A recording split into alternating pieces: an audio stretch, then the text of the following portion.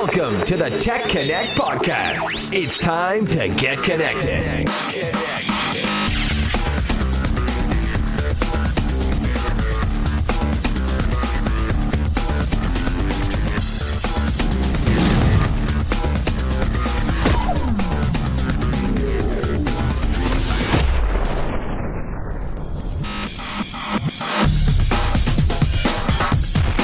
Hey everybody, welcome to the TEConnect podcast. I'm John Martin. And I'm Dean Reverman. It's time for us to talk all things news, trends, topics, and of course, technology in the reseller channel. So let's plug in and get tech connected. Absolutely. Joining us today on the podcast is Toby Hutchinson, the BlueStar Payments Sales Manager. Toby, welcome aboard. Thank you. And Thanks for having me. Toby's joining us from a remote studio there in Arizona, right? That's right. Toby, thanks so much for joining us. We are going to talk about what's happening in payments. And in particular, I kind of want to start off talking about the current situation. There is a pandemic. A lot of businesses have had to shift their thinking about how they interact with customers, how they sell to customers, and if they're still able to and still able to operate, payments actually becomes an issue as well. The traditional model of cash or swiping a credit card or sticking a credit card into a machine starts getting a little more complicated when the idea is to get touchless and contactless as much as possible. So Toby, what can you tell us about the demand shift in payments right now? What have you been hearing? Yeah, so today with the restaurants that have been challenged with being able to provide service to their loyal customers, they've had to be creative. So they've had to look for solutions to be able to sustain their business during this time. So many of them have looked to their payment processors to see if there's any kind of an online payment type scenario that they could get into, and then others have already adopted the solution where they have a mobile app and you can do online ordering. So today, certainly the shift has been where there has not been any service in store or in the restaurant. Everything has moved to curbside or delivery. So mobile has been an uptick. Certainly those that have a solution out there have seen a boom when it comes to mobile to be able to deliver a solution to these businesses who have been suffering. But overall, I think that what we'll probably see in the future is some continued curbside, some delivery service. I think that's going to probably be something that will continue. They probably found that by having the service and getting creative here has allowed them to be able to be flexible. So I think there's certainly a potential to keep growing here from a mobile perspective, and certainly when it comes down to the services that restaurants are providing, I think that we'll probably see that there'll be a continuation of curbside and delivery. What about some of the other areas, Toby? Like, I'm thinking to myself retail and the shift over to e-commerce. I guess if a retail establishment didn't have a presence really online prior to this, boy, they're scrambling now, and obviously that has an effect on the payment side because their merchant account might not be set up correctly or whatnot. So, talk to us a little bit about some of the demand shift there, even on the retail side. Yeah, retail. So it's been a bit of a challenge there as well. A lot of them have not had the opportunity to go curbside. The Walmarts, the Targets, and some of the others have. They have in-store kiosks for in-store pickups. They've got online for curbside pickup. But when you look at some of these others out there, when you look at the malls and other businesses, they have not had that set up where, they've been a bit challenged with being able to keep their doors open during this time. So I think endless aisle, I think a lot will come from a mobile standpoint where they're going to be able to provide a better customer experience to their customers. And I think this has really opened their eyes to be able to look at what they could do more out there with mobile and kiosks and payments. Yep. Yeah, I hear you on the kiosk side. We've been talking about that internally. We've seen a lot more interest in those types of things. And then even on the payment terminal side, getting into touchless, and maybe, John, that's where we go now. talking about, the benefits of some of that. Yeah, definitely. So yeah, I think we've obviously hit on a lot of the benefits related to this particular situation, helping people get ramped up quickly and do what they need to do just to survive right now. But Toby, let's talk about some of the benefits in general. There is definitely kind of a slow movement towards payments outside of the standard, and we'll get into that a little bit later, what maybe is holding us back. But what are some of the benefits in your mind when you think of mobile touchless payments? What stands out to you as why retailers and merchants should be doing this?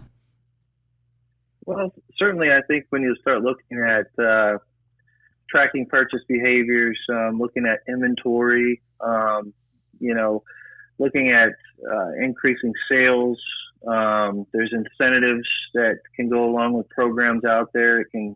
You can save money on credit card fees. There's a lot of benefits that come with going mobile. The biggest benefit is with the customer themselves. The customer, they find that if they have somebody available to them at that specific time that can help their need and check them out, the customer experience is what sells at that point. So contactless and some of that, that we're seeing today, where it's touchless payments, you're going to find that people are looking at, viruses now with the COVID side. They don't want to be, touching any of their devices. They want to be able to be away from the device. And technology today with tap from your phone, along with your cards. There's a beacon on your card. If you look at your card today, there'll be like a little beacon on there that shows that it's contactless. That can be utilized. As long as the ISVs and the payments folks out there have integrated and have a mobile app to be able to accept a contactless payment, those companies out there that will be able to quickly adopt and be able to take cashless, or I shouldn't say cashless, touchless payments. So do you see that kind of ramping up very aggressively here over the next few months, and a little bit of that? Yeah, go ahead. I'm sorry. Yeah, I do see that. I actually see that when it comes down to people being more cautious out there due to the COVID-19, the virus, I think that people are going to be looking at, contactless, looking at wallets, what can I do to protect myself and not be able to, not touch a device from a PIN entry. And that's an interesting commentary on society, right? Because and you're far more of an expert in this space than I am, but my perception is that here in the U.S. specifically, we've been very, very slow to adopt to contactless payment, or just near field or whatever you want to call it. Whereas Europe and other regions are adopting to that much, much faster than we are. So maybe this is that, and I guess I'm wondering out loud, maybe this is that spark, if you will, for lack of a better term, that really kind of changes our behaviors as a society in accepting the fact that, yes, contactless payments is a thing. I can do it on my phone. It's, or those types of devices, and I don't have to touch the PIN pad or things like that. Right, Toby? So that's right. In the past, some of the barrier has been our societal behavior. Maybe some of those barriers are going to be forced down with this new pandemic and reaction thereof, right? Yeah, I agree with that. And I think also that they're finding that being able to go online and order something or going to an app to order is easy. Mm-hmm. People feared that in the past, and I think now that it's been forced that they have to utilize an app or go online to make a purchase, and folks have not done that maybe before, found that now it's as easy as it is to be able to do that. I think adoption will happen much quicker. And there's really nothing to fear here. Let's dive into maybe some of the concerns that end users may have had, or maybe even merchants. But are there concerns around security? Let's dive into security when you get into mobile and or touchless payments. Are there any concerns there at all? I think when you start looking at mobile and contactless, that's probably when you look at contactless, is going to be one of the forms that's going to be probably most secure.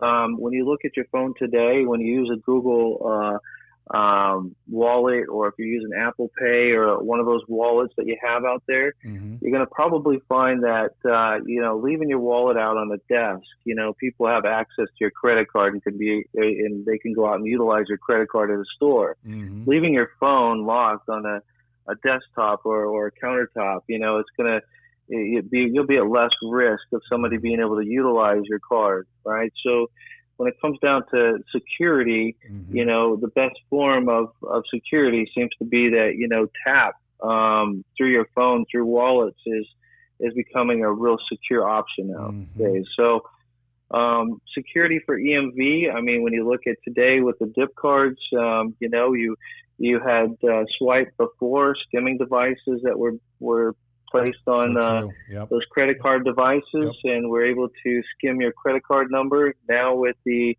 encryption on the chip card and dip, it makes it much more secure, keeping the folks that are the con artists out there a little further away. So it certainly has reduced fraud both in Europe and the U.S. Considerably.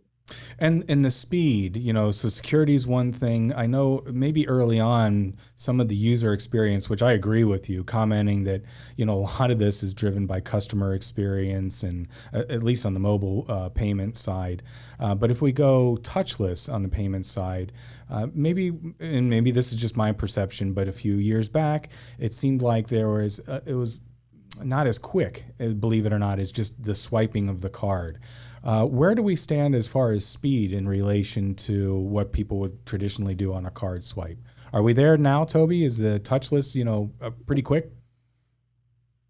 Yeah, touchless is becoming, from a transaction standpoint, really quick now. Before, there was a bit of a lag. There was a difference between swiping your card and inserting your card. But nowadays, they have figured it out. The transaction and processing speeds are much quicker now than they had before. So time in the lane is cost.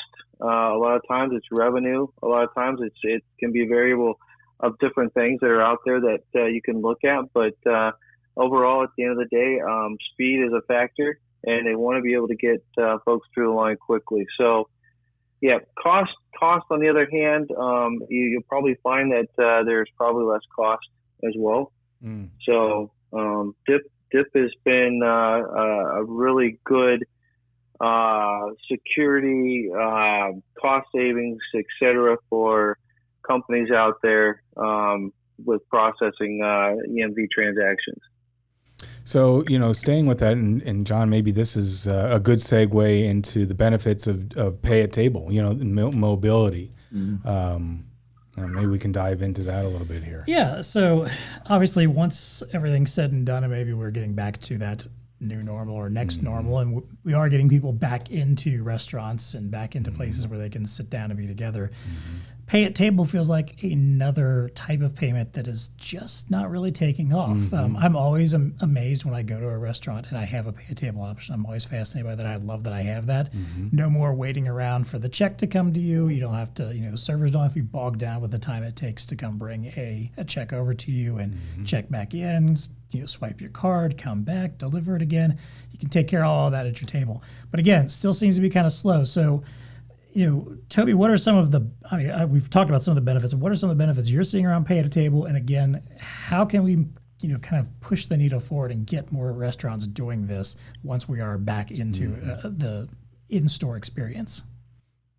Yeah, absolutely. I think the most recognizable benefit here to pay at the table is peace of mind when it comes to security. You want to make sure that you have your card in hand and never leaves your presence, right? And so that's where, a lot of the con artists out there, the fraud that takes place, from card fraud, identity theft, skimming, and so forth. When that card leaves your hand, it's out of your control. So pay at the table is very important. It's important that companies look at pay at the table that are out there restaurants, just for the fact that, their customers want to be able to ensure that their cards are not being compromised, that they're able to pay that payment there in front of that server, or it could be at the table on a kiosk. So one is peace of mind for sure.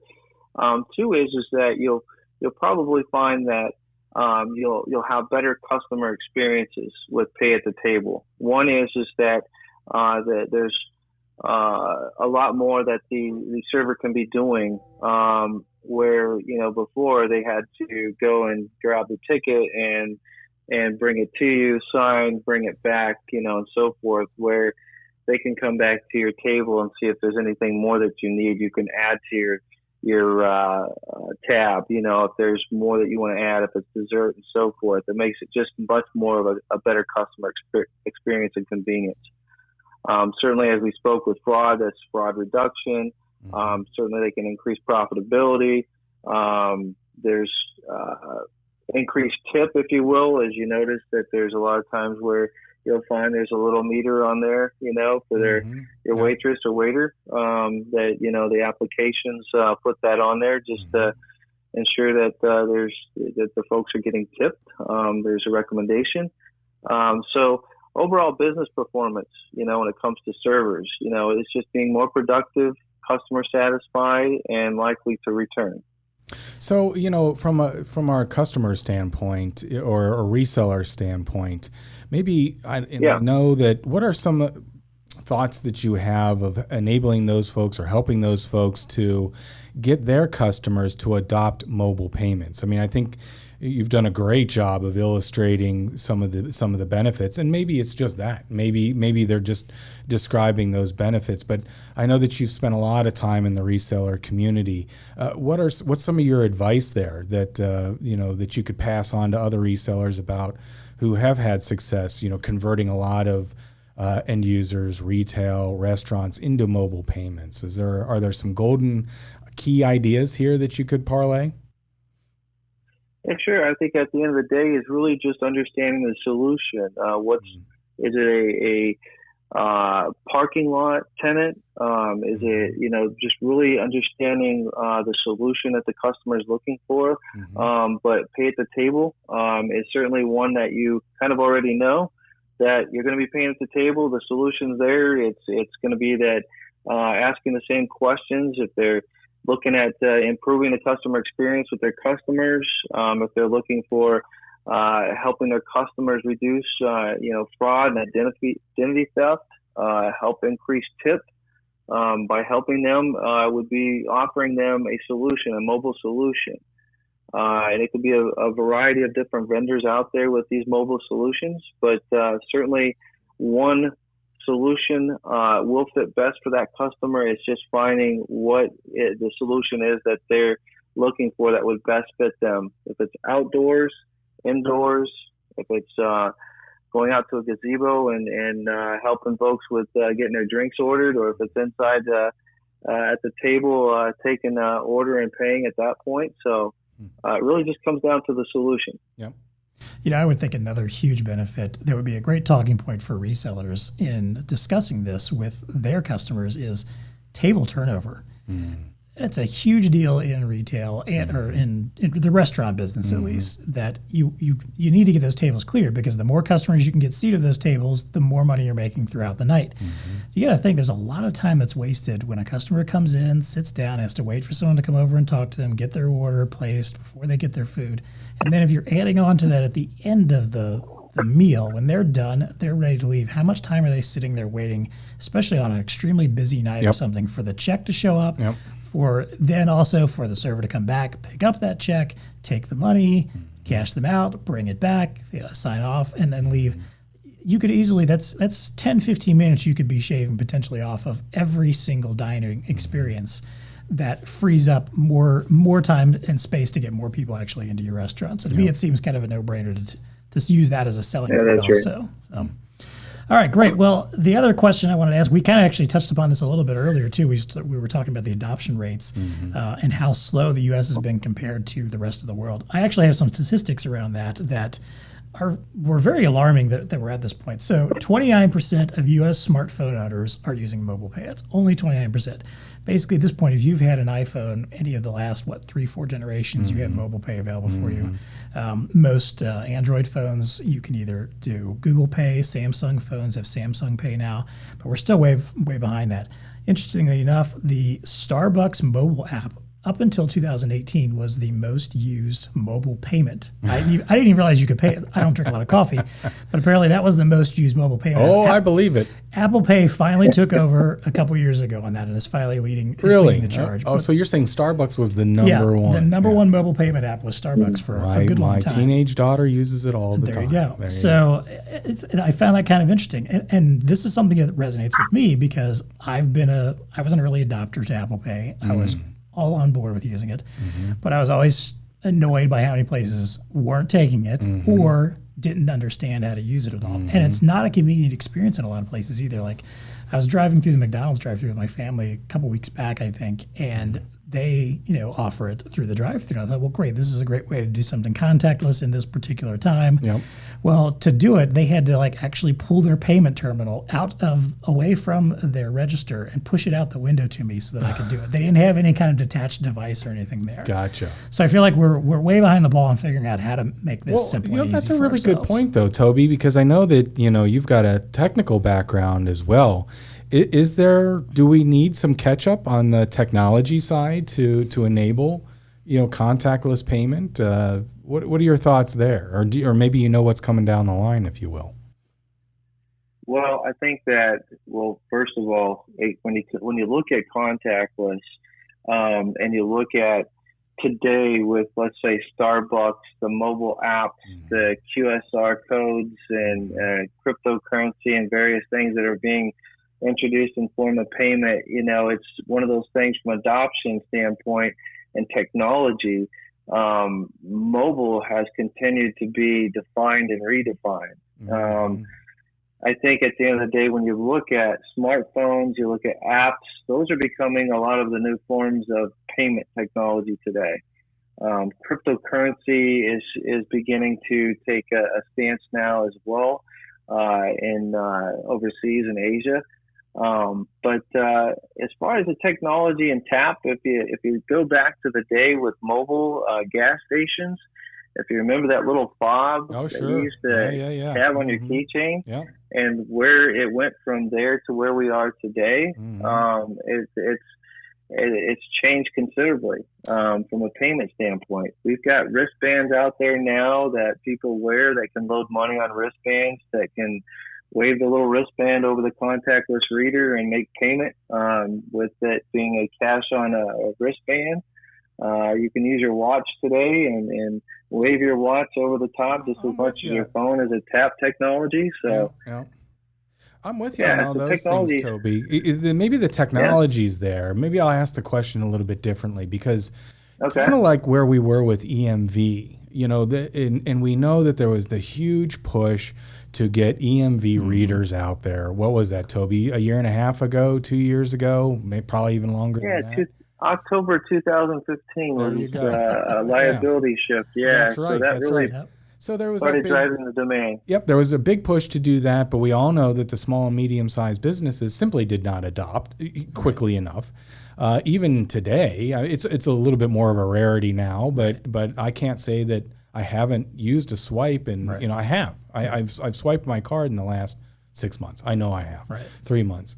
I guess where I was going there is that, what is it going to take for contactless payment to get down to the small retail, ma and pa store?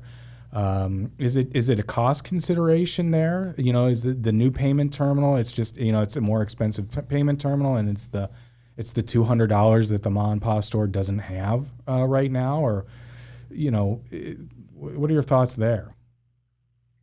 Well, I think that certainly cost could be a factor. On the other hand, it could be from a liability standpoint and the dollars that are coming through the stores being much less. So there's not as much of a worry if it's a chargeback situation. They kind of like to stretch it out a little bit more until they get into having to make maybe a purchase on buying a new device that accepts a dip card, a smart card. So cost could be a factor in that. The other side is that they've just been perfectly comfortable with what they have, and they don't want to move to a new device. True. And you'll find that often in the micro merchants and the small businesses out there, that they're very comfortable with what they have. They don't want to make changes. there will be a time where they'll be forced to probably make a change where, those devices will no longer be supported by the payments application provider. They're no longer going to be supported by your processor out there. So it's going to force them to move into a more secure device. And that's certainly one of the things that we want to push is to make sure that you all are future-proof. You're selling future-proof products out there. We don't want to go backwards. We certainly want to go forward.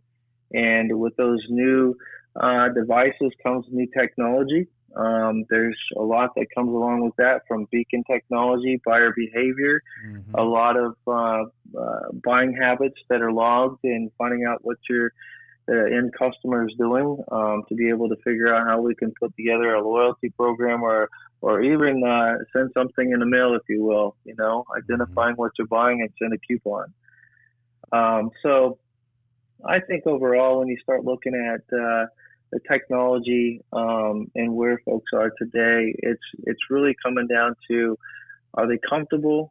Are they going to move forward? And what's the new technology out there that might draw their interest in getting them to move forward? Yep. Certainly security is one of the bigger factors to being on top of it and protecting your customers. So. Interesting. And then kind of to bring it full circle, because we talked earlier in the conversation about behavior, how our society is going to change its behavior around really wanting contactless payment, or the ability to do that. And so maybe that alone might start having an impact on the SMB market, or the retailers and the small taco shop or whatever down the road that maybe isn't adopting to a contactless terminal or something like that previously, but now from a customer experience standpoint, our society is going to be embracing it a lot more. They're going to be forced into it, kind of a thing. Yeah, and I think we've got. It's funny because I feel like as a consumer, sometimes I also hear from people who say like, well, hackers get into phones and stuff all the time now, right? Why can't they can get hold of my card? I don't want to put my card on my phone. It's like, you put your entire life into your phone. Like every day you're on Facebook showing everybody everything that there is to know about your existence. Like, it's no less secure it's than kind of like Apple. Yeah, Apple today, as you know, they've got their own card, right? And it's Apple Pay, right? And it's a mobile card, if you will. So there's a lot of things out there that are changing, and some of those things we don't see today that are in the works, and I can't wait to see that innovation come to fruition. But certainly technology is always certainly a change, and we just got to look at, from a security standpoint, how do we protect the consumers from fraud? What's the best option or best product that we could provide to those resellers out there to be able to provide that to their end customers? Technology, payments, contactless solutions, etc. And I think that once we start finding that the changes are coming from new technologies out there, such as buyer behavior, beacons, and various things that take things to a different level now, also will change how society purchases and pays in their form of payment. So it's going to be very interesting. Can't wait to see what the next 10 years brings. Yeah, definitely. True. Well, thanks so much, Toby. We appreciate this conversation. We are going to transition over to our recurring segments here in a moment. But if anyone out there has any tips and tricks, any questions about payments, or maybe some things that are working for them, don't hesitate to contact us. You can find us on Twitter at TEConnectPod. That's TEConnect. You can also email us, TEConnectPod@gmail.com. All right, so Toby, I want to talk to you quickly about one of our first recurring segments is value to the VAR. So this is where we talk about to our resellers in particular and kind of wrap up the conversation we've had of what in particular we can do to help our VARs. So in particular, I want to ask you, because you are in payments for BlueStar, what are some things that BlueStar does to assist our customers with payments? Yeah, I mean, there's a number of things that we do here at BlueStar to help our resellers when it comes to payments. One is at times it's very challenging where a company is looking for a processor and doesn't quite understand what it takes to find a processor, get them connected, and also find the product that they need. And here at BlueStar, we're certainly able to dive down into that level, help them understand who's out there as far as processors, and then go about finding out the best solution for them when it comes to the product and their business. So certainly we're here on that front, and then also the experience where there's potential for recurring revenue, right? There could be referral programs and recurring revenue and so forth that can be options out there that can help with growing the business. So other than that, I mean, there's a lot of customizing and various things from boxing and so forth. But overall, when it comes to payments, we're certainly able to help put that configuration together and be able to deliver that solution. Yeah, Toby, I think that's a really good point. That as in with most things in business, you rely on the ecosystem that you've built out, and the partnerships and things like that. But to your point, being a distributor, we're really in an interesting nexus of being in the sense that we have a lot of partners around us. We're tapped into so many processors, so many people that are playing in the space. So we really can help our customers navigate. All we need to do is have a little bit of an understanding of their business, of where their focus is, and we can really, and through Toby and some other resources that we have, really can tap in and help individuals out. Understanding, navigating anything from the very beginning to experienced people that are out there. There are a number of ways that we can help. Definitely. Yeah, I don't have too much to add to that myself. I'm not exactly an expert on the payment space.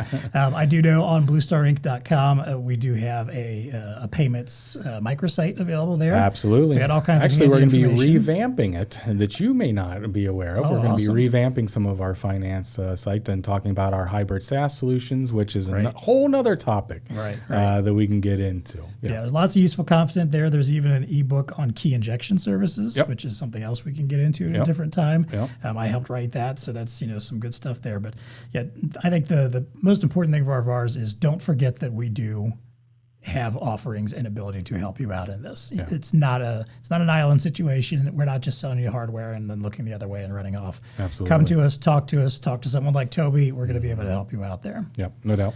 All right. Well, then my other question for us here at the end is our favorite recurring segment. We get to talk about something a little bit fun, which is what's TEConnecting with you. And this is where we go around the horn and talk about what is exciting and interesting to us in the digital or technology world. What's catching our eye? What are we currently using? What have we read about? What's fascinating us right now? So, Toby, I'll start with you. What's TEConnecting with you? I would have to say cryptocurrency.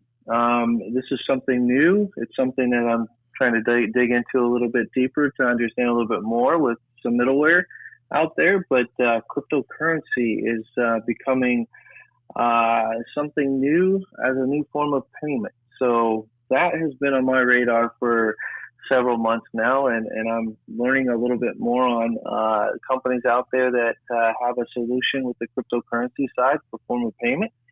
So that's been exciting. It's an exciting technology that I'm learning a little bit more about today on forms of processing. I'm with you there, Toby, in the sense that I'll be really interested to see how far cryptocurrency goes into what I'll call just mainstream. And I agree that it is definitely something to watch here coming up in the near future. But I don't know. It's coming out of the gate with a stigmatism of being, used in dark web and those kind of things. And I don't know. I just don't know how governments are going to react to it. I don't know how society is going to react to it. But it's interesting, right, Toby? I mean, to your point, there is some demand for utilizing cryptocurrencies. And how many different ones are out there, though, Toby? Do you know? Are we in the thousands at this point? I know we're in the hundreds of different cryptocurrencies that are out there. Yeah, that's a great question, and I haven't really dug that deep into it to find out how many are really out there. But I think that would be that's a great next challenge here, is to figure out how many companies out there and how many processors, even acquirers out there today, are looking at accepting cryptocurrency as payment. I know there's a few. That's a great point. But I think that something that is coming soon. And I think that we'll probably find that those that are adopting quicker are those from the Asian market side that would be, let's just say, coming over to U.S. and maybe they don't have a credit card. That might be the form of payment at the hotel or even maybe at the airport, purchasing something at the airport. That might be their form of payment. So I agree. It'll be fascinating. And it sounds like that might be another TEConnect podcast coming up here in the near future. So, Toby, we're going to rely on you to do a little bit of research. Maybe we'll come back to that topic in 2-3 months and talk a little bit more in depth about cryptocurrency, because it's going to affect our industry. I mean, you could dive into the blockchain part of it too. Like I recently did a campaign for an ISV we were working with where I had to learn a lot about blockchain, more than I'd ever known. I honestly had to figure out how to understand it. And I feel like I finally got a grasp on it, but I also realized, like, man, this opens up an entirely different world of security, not just in cryptocurrency, but in so many other avenues also. So it's a fascinating world. Dean, what's TEConnecting with you? Telemedicine, with this whole pandemic thing, and now people not wanting to go or can't go in to see their doctor or whatnot. Telemedicine is going to, that's another one of these societal changes, I guess, right?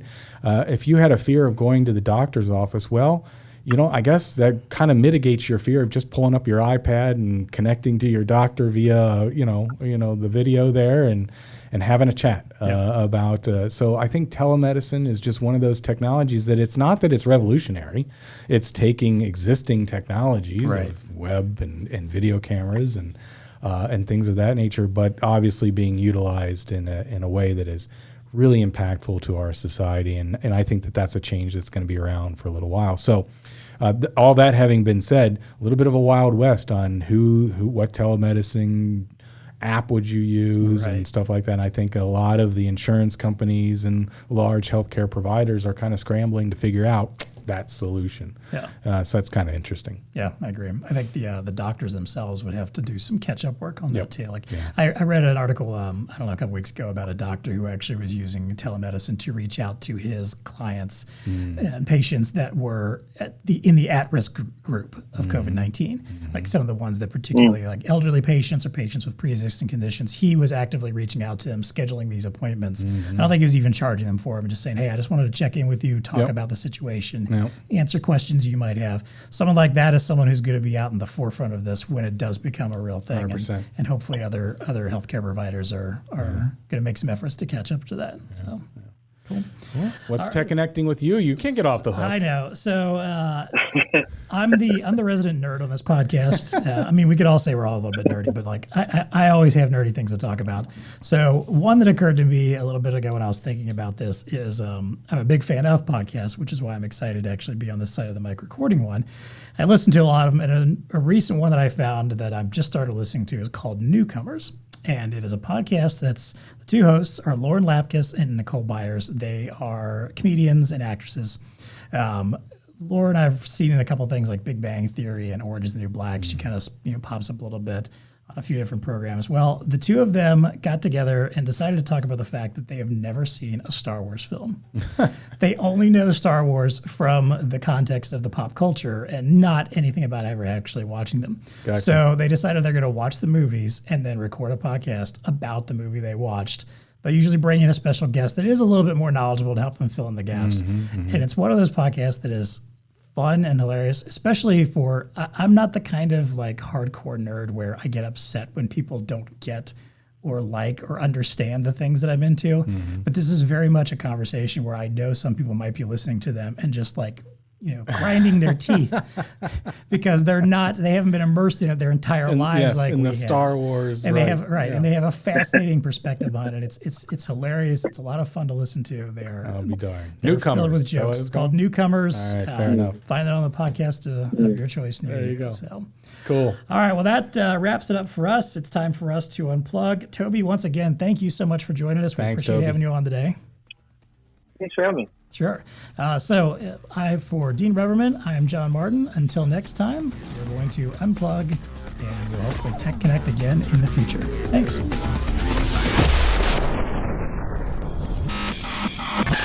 The TEConnect podcast is brought to you by ELO. Patient check-in and registration can be a lengthy, complex process in the best of times. Simplify it with a self-service platform from ELO. With self-service, patients can easily identify themselves, provide key demographics and insurance information, as well as complete consent forms and update their health status. ELO's range of display and mount options provide flexibility for your environment and accessibility to patients. Adding peripherals devices couldn't be easier to include things like payment terminals, printers, and thermal cameras to quickly identify and separate infectious patients. Need to free up staff for critical work? Automate your key registration and check-in processes with a cost-effective, easy-to-clean, self-service platform from ELO. Contact your BlueStar ELO representative to discuss your unique needs. The TEConnect podcast is brought to you by Zebra. The entertainment industry has emerged as a significant opportunity for value-added resellers that specialize in retail, mobile point of sale, and barcode printing and scanning technologies. The number of events and attendees has exploded, and companies in this sector are turning to technology to help them increase efficiency and improve customer service. If you're wondering how you can get in on this opportunity, Zebra has sponsored an ebook that answers your questions. It's called How VARs Can Utilize Technology to Sell into the Entertainment Industry. To get your free copy, visit vartechnation.com and search for entertainment at the top of the page. While you're there, check out the rest of the free ebook library. The TEConnect podcast is brought to you by Honeywell. The traditional in-store shopping experience is rapidly being replaced by consumers turning to buy online and pick up in-store, curbside pickup, lockers, and at-home delivery. Honeywell's lineup of BOPUS solutions includes mobile computers, mobile printers, and software, allowing for increased associate productivity, especially during times of high demand. For example, Honeywell's guided work for retail application on the CT40 provides voice direction to guide in-store associates to fulfill BOPUS orders efficiently and accurately. Pair the CT40 with a payment terminal and RP4 mobile printer to facilitate a mobile point of sale that's fast, reliable, and easy to use. Contact your BlueStar representative to evaluate your unique needs and see why Honeywell BOPUS solutions are the right choice for meeting current and long-term needs.